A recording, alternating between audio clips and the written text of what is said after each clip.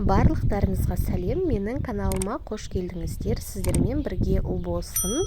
Бүгінгі видеомда ешқандай да сүтсіз, айрансыз, жай ғана сумен жасалатын құймақтарды пісіретін боламыз. Менің видеомды міндетті түрде соңына дейін көріңіздер.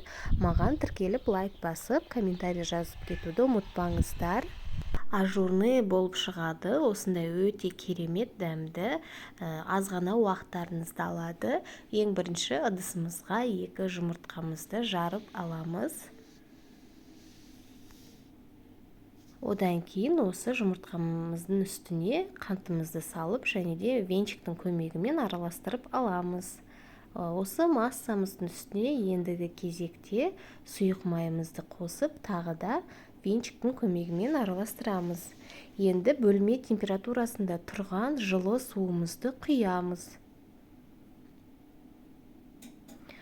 Жылы суды құйып болғаннан кейін міндетті түрде електен өткізілген ұнымызды қосып араластырамыз. Жақсылап араластырамыз. Ортасында түйіршік болып қалмау керек, комочектар қалып қоймау керек. Осылай барлығын біркелкі масса болғанша араластырып, ұнымызды 2-ге бөліп қосамыз. Келесі міндетті түрде ас содасын ыстық суымызға салып араластырамыз. Себебі піскен кезде құймақтардан соданың дәмі шықпас үшін осылай қайнап тұрған ыстық суымызды сода араластырған осы массаға құйып араластырамыз. Тез-тез араластырып жібереміз. Енді дайын болған массамыз осындай өте қатты қою да емес, сұйық та емес, орташа масса шығу керек. Дәлме-дәл осы рецептпен жасайтын болсаңыздар, керемет құймақтар шығады, ешқандай да жыртылмайтын, жабысып қалмайтын. Және де табамызды алдын ала қыздырып қоямыз. Бірінші пісіретін құймағымызға, табамызға май жағамыз, одан кейін май жақпаймыз. Егер сіздерде арнайы құймақ пісіретін таба болса, соған пісірсеңіздер өте керемет болады.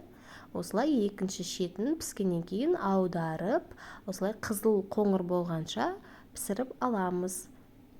Шетінен құйып осылай бір жасағаннан ақ көріп тұрсыздар, видеода тесік-тесік болып шығып жатыр. Өте керемет дәмді, жасап көріңіздер, міндетті түрде бір жасағаннан ақ шығатын құймақтар.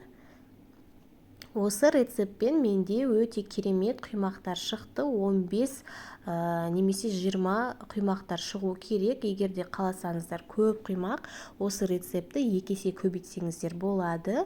Достар, міне өте керемет дәмді құймақтар шықты. Құймақтарымыздың барлығын әдемі етіп пісіріп алғаннан кейін дастарханға әдемі етіп қойғыларыңыз келсе, тура видеодағыдай ғып жасаңыздар, ортасына творог сүзбе қойсаңыздар болады. Құймағымызды 2-ге бөліп аламыз. Осылай тура видеодағыдай орап шықсаңыздар, дастарханға қоюға өте керемет әдемі болып шығады. Достар, міндетті түрде жасап көріңіздер. Сүт қоспай-ақ өте керемет әдемі құймақтар.